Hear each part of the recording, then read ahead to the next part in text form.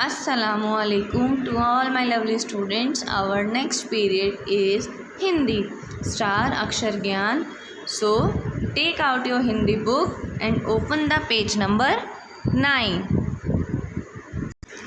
So class, now we are going to learn and read Akshar A. ऐसे ऐनक, ऐसे ऐनक, ये क्या है बच्चों? What is this? ऐसे ऐनक, ऐसे ऐनक, ये क्या है? ऐनक, ऐसे ऐनक। ऐसे एम्बुलेंस, ऐसे एम्बुलेंस, ऐसे एम्बुलेंस। ऐसे ऐरावत, ऐसे ऐरावत, ऐसे ऐरावत। ऐसे एम्बुलेंस, ऐसे ऐरावत।